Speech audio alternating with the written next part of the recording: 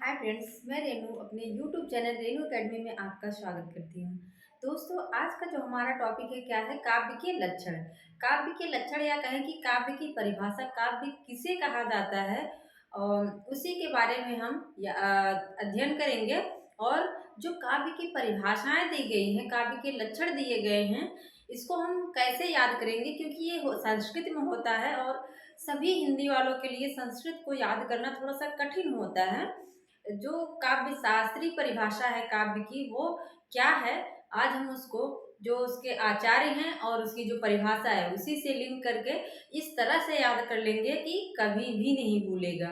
और ये सारी परिभाषाएं आप लोग कहीं भी देख सकते हैं, चाहे टीजीटी हो या पीजीटी या नेट, जेआरएफ या फिर कोई और एग्जाम हो जहां हिंदी से क्वेश्चन पूछे जाते हैं, तो ये परिभाषाएं पूछी गई हैं। अब देखते हैं पहला क्या है, पहले कौन से हैं, भामा। पहले भामा है जो काव्य का लक्षण क्या बताते हैं कि काव्य किसे कहा जाता है। शब्दार्थो सहितो काव्यम, ये क्या कहते हैं, शब्दार्थो सहितो काव्यम। शब्द और अर्थ एक साथ हो तो उसे क्या कहा जाता है, काव्य कहा जाता है। लेकिन इसको याद कैसे रखेंगे, क्योंकि हमें अर्थ तो याद होता नहीं और सभी को अर्थ संस्कृत का आता नहीं, तो याद कैसे रखेंगे। जैसे है भामा, भामा, भामा क्या कह रहे हैं, सहितो। हमने इसको क्या कर लिया था, मुंह। भामा को हमने क्या बना लिया था, मुंह। मुंह जो है, मुंह के साथ सभी कोई रहता है। जैसे मुंह हमारा फेस है, मुंह के साथ सभी हैं, आंख नाक कान, ये सारे क्या है, हमारे फेस में ही है, मुंह में। तो सहितो अगर आए तो हमें याद कर लेना है कि मुंह के साथ सारे अंग लगे हुए हैं। मुंह के साथ हमारी सारी जो हैं ज्ञानेंद्रियां जो होती, आंख नाक कान सारे लगे हुए हैं, उसके साथ सहित हैं, तो किसका हो जाएगा, वो भामा का हो जाएगा। भामा क्या क्या है, शब्दार्थो सहितो काव्यम। वैसे भी अगर किसी को याद होगा तो फिर ये ट्रिक की आवश्यकता नहीं है, ये छोटी सी लाइन है तो अक्सर लोगों को याद ही रहता है। अब आगे देखते हैं, रुद्रट का है। रुद्रट का क्या है, नन शब्दार्थो काव्यम। क्या है, नन शब्दार्थो काव्यम। अब इसको कैसे याद रखेंगे, यहाँ देख रहे हैं रा में ऊ की मात्रा लगी है और यहाँ शुरुआत में ही ना में ऊ की मात्रा लगी है। मतलब आचार्य में भी ऊ की मात्रा लगी है और शब्द के अर्थ, शब्द जो पद है उसके पहले शब्द में भी ऊ की मात्रा लगी है। तो यहाँ से हम लिंक कर लेंगे कि अगर पूछे नन शब्दार्थो काव्यम किसकी लाइन है, तो हम कहेंगे रुद्रट की है। लेकिन आप लोगों को याद रखना होगा कि हमारी ट्रिक क्या है। अगर आचार्य के नाम में ऊ की मात्रा लगी है और पद का जो पहला शब्द है उसमें भी ऊ की मात्रा लगी है, ननु और रुद्रट दोनों सेम सेम लग रहे हैं, तो किसकी हो जाएगी परिभाषा, ये रुद्रट की हो जाएगी। कुंतक भी है, कुंतक है। अब कुंतक को सब लोग कहेंगे कुंतक में भी तो ऊ की मात्रा लगी है, लेकिन यहाँ इस पद में ऊ की मात्रा नहीं है। इस पद में ऊ की मात्रा नहीं है। यहाँ नन में ऊ की मात्रा है और रुद्रट में भी ऊ की मात्रा लगी हुई है। कुंतक का क्या है, शब्दार्थों सहितो वक्र कवि व्यापार शालिनी। हम लोग व्यापार को निकालेंगे और कुंतक को क्या कर लेंगे, कुंतल कर लेंगे। कहते हैं ना, एक कुंतल, दो कुंतल, तीन कुंतल होता है ना। व्यापार में जब कोई चीज नापी जाती है, किसी चीज का वजन किया जाता है, तो क्या करते हैं, कहते हैं ना एक कुंतल, दो कुंतल, तीन कुंतल ना।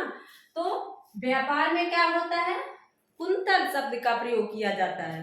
तो अगर व्यापार आ जाए लाइन में तो किसकी परिभाषा है, वो कुंतक की परिभाषा है। एक बार फिर से देख लो, शब्दार्थों सहितो वक्र कवि व्यापार शालिनी। व्यापार में क्या होता है, कुंतल शब्द का प्रयोग किया जाता है। किसकी परिभाषा हो जाएगी, कुंतक की। इसके बाद है वामन। वामन का क्या है, काव्य शब्दो अयम पूरा अलंकार संस्कृतयो शब्दार्थयो वर्तते। यहाँ क्या है, वामन। मन में क्या होता है, हमेशा वर्तनी चलती रहती है। वामन में से हम क्या निकाल लेंगे, मन को निकाल लेंगे। मन में क्या होता है, हमेशा चीजें वर्तनी क्या होता है, चलती रहती है, चीजें चलती रहती है। चलायमान रहती हैं। तो अगर पूछे काव्य काव्य शब्दो अयम गुणालंकार संस्कृतयो शब्दार्थयो वर्तते। आप इस तरह से भी कर सकते हैं कि मन में क्या है, वर्तनी चलती रहती है।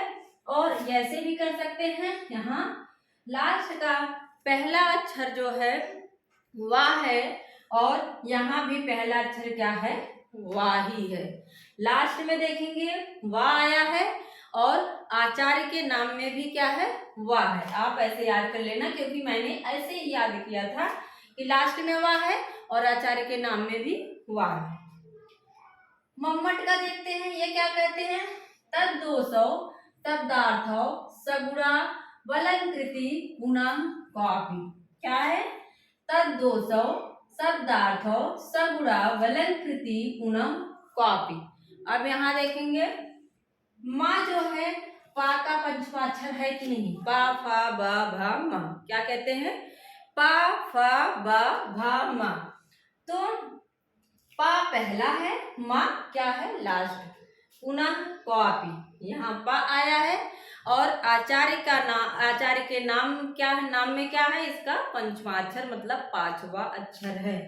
ऐसे मैंने याद किया था, आप लोग ऐसे कर सकते हैं। पुनः क्वापि, पा फा बा भा मा हो जाएगा।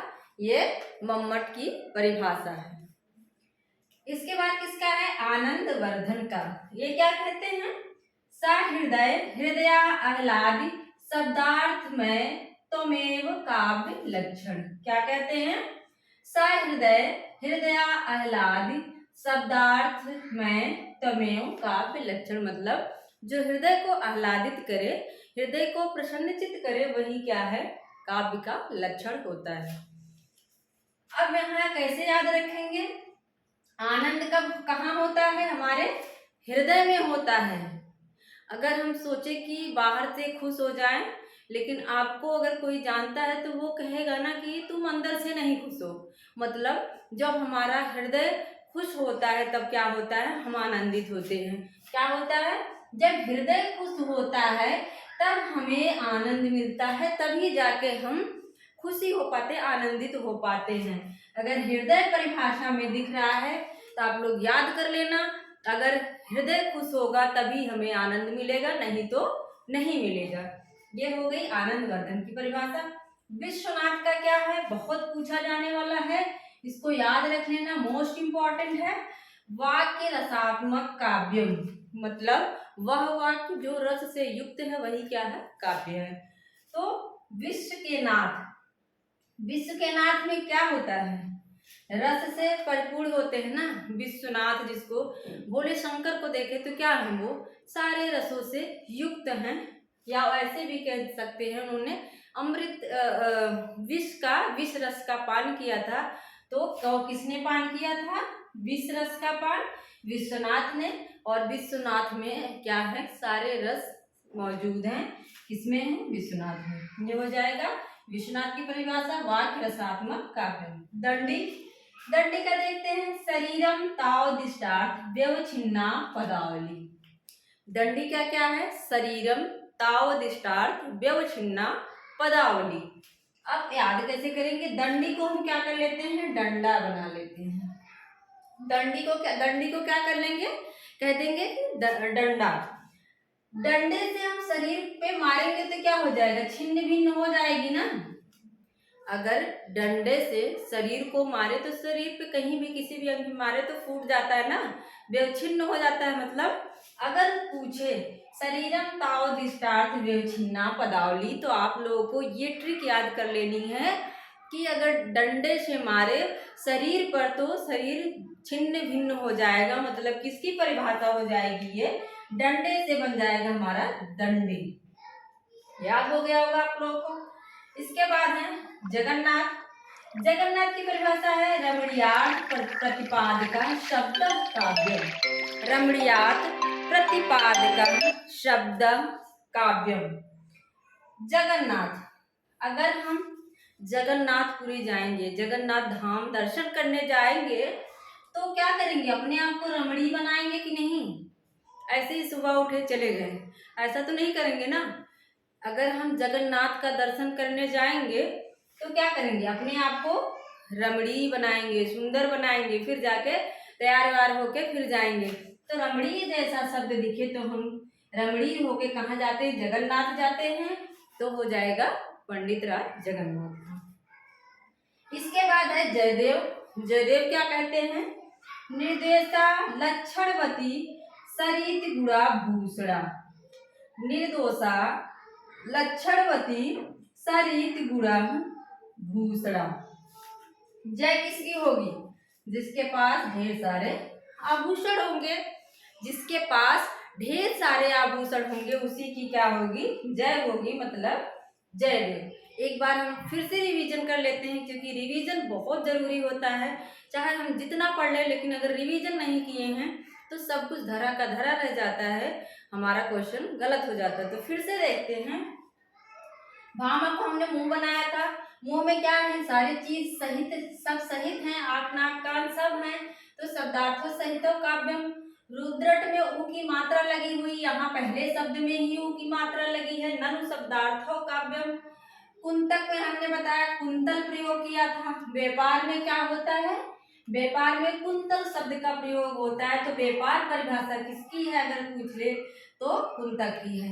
मन में क्या होता है, वर्तनी चलती रहती है, और वह लास्ट में आया है, यहाँ भी आचार्य में भी वाह है, तो किसकी परिभाषा हो जाएगी, वामन की। मम्मट में हमने बताया था कि जो पंचमाक्षर है वो पा है, और पा का पंचमाक्षर माँ है, तो मम्मट की परिभाषा हो जाएगी तद दोष शब्दार्थो सगुणालंकार अलंकृति पुनः क्वापि। इसके बाद हमने बताया था आनंद कहाँ होता है, जब हमारे हृदय में खुशी होती है, हृदय जब खुश होता है तब हम आनंदित होते हैं। हृदय जैसा शब्द से दिखे तो वो आनंदवर्धन का हो जाएगा। और विश्वनाथ में सारे रस मौजूद हैं, विश्वनाथ में क्या है, सारे रस मौजूद हैं, तो विश्वनाथ का वाक्यम रसात्मक काव्यम। दंड को हमने डंडा बना लिया था, डंडे से शरीर पे मारेंगे तो शरीर क्या हो जाएगी, छिन्न भिन्न हो जाएगी, हो जाएगा शरीरम ताओ दिष्टार्थ व्यवच्छिन्ना पदावली। जगन्नाथ जाने के लिए हमें अपने आप को रमणीय बनाना पड़ता है। रमणीयार्थ प्रतिपादका शब्दम काव्यम किसका है, तो जगन्नाथ का है। जयदेव ने बताया जिसके पास भूषण होगा, आभूषण होगा, उसी की क्या होगी, जय होगी, उसी की जय जयकार होगी।